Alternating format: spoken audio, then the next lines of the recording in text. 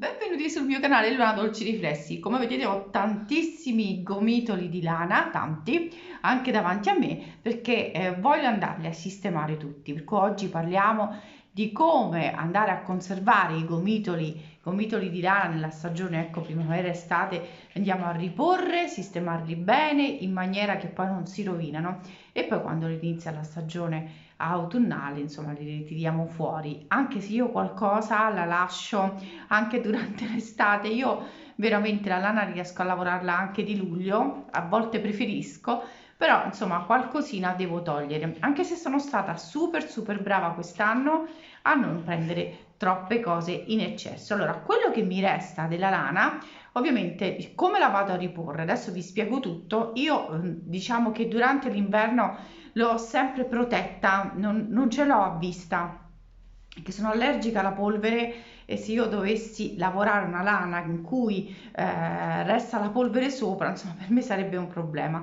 Per cui tutti i miei gomitoli sono sempre dentro alle scatole ermetiche, proprio in maniera che non si va a depositare la polvere, per cui sono assolutamente tranquilla di questo. Ho delle grosse ceste che si chiudono dentro un armadio, super protetti.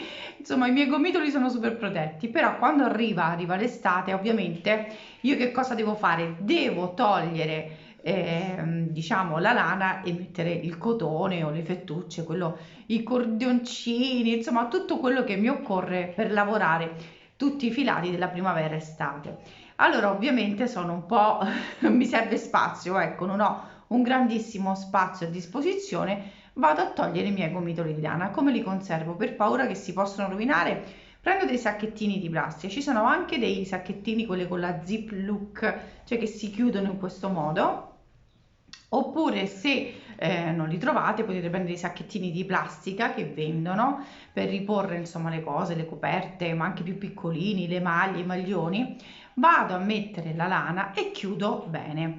A volte metto anche se un po' il profumo mi dà fastidio un po', in base, ecco, prendo il profumo della lavanda che mi piace e compro non quelle palline antitarme che insomma mi danno un po' fastidio, ma quella carta che vendono dei cartoncini, ne taglio semplicemente un pezzettino e lo metto dentro. Questo me l'ha insomma insegnato una mia amica, ne metto un pezzettino, lo metto dentro e richiudo bene. Sono super sicura che i miei gomitoli di lana non si rovinano, anche quelli sono 100% lana ovviamente, poi in base a cosa vado a riporre.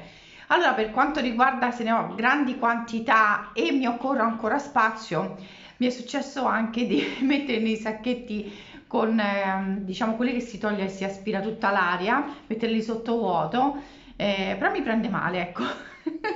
Se sono quelli belli vaporosi, insomma lo faccio, ma mi prende malissimo farlo. Preferisco metterli bene, sigillare il tutto, tanto non ho delle grandissime quantità che mi va a prendere insomma dello spazio, però se dovesse succedere insomma con quelli vaporosi vado di sottovuoto.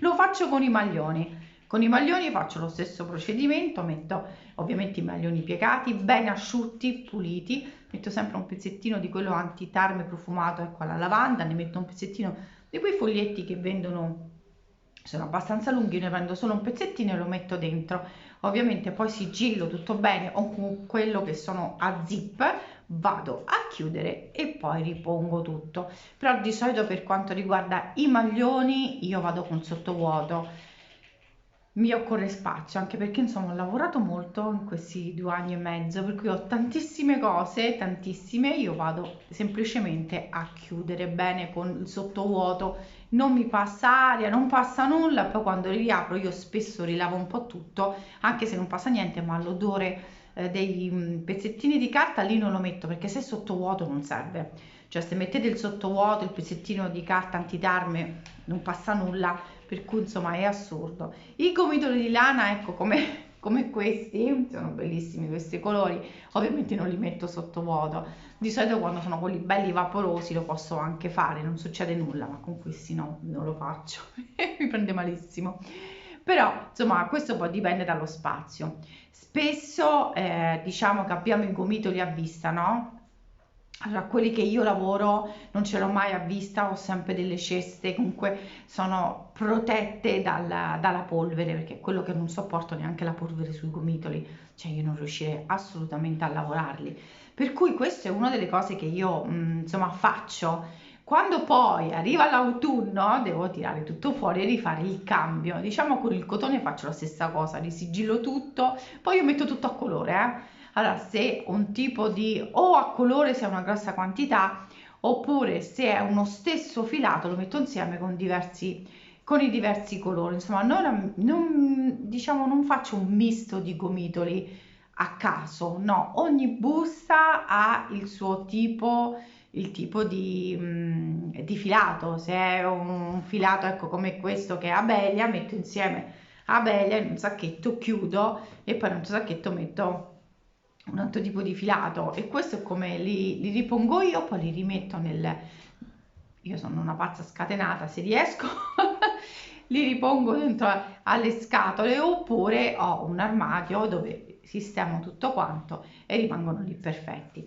Certo, se abbiamo a disposizione tanto spazio, ne abbiamo tanto, li mettiamo nei sacchetti, non c'è bisogno neanche di fare il sottovuoto su alcuni, e vi dico che io su alcuni l'ho fatto, non è successo niente, su altri filati io non ho provato. Sui maglioni lo faccio perché in grosse quantità, ovviamente poi una famiglia, mio marito, i figli, insomma i maglioni io vado a metterli sotto vuoto.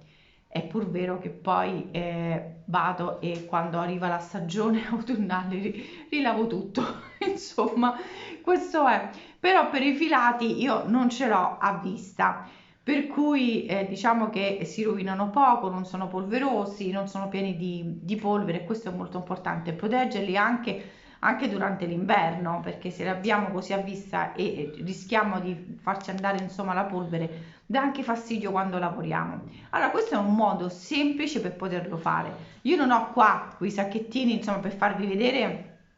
Io ecco, questo era l'ultimi che sto sistemando, di filati, li metterò nel sacchettino e poi ci metto quel pezzettino insomma di carta antitarmo, qui lo metto ovunque e poi profuma. Alla lavanda mi piace come profumazione.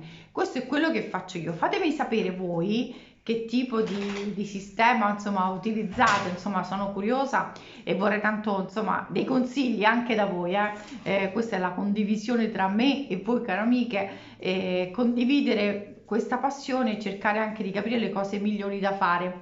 Io ho questo insomma sistema che è super super facile.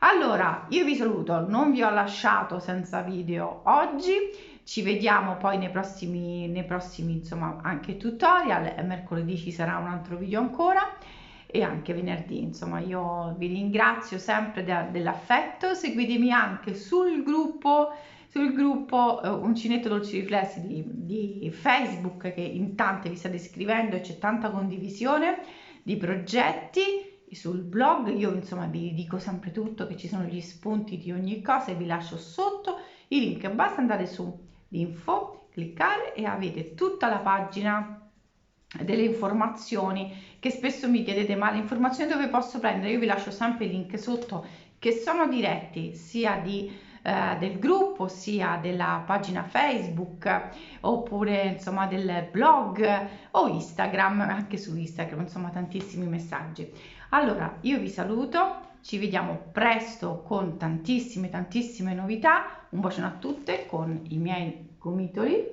con i miei gomitoli. Ci vediamo ai prossimi tutorial, ai prossimi video. Un bacione a tutte.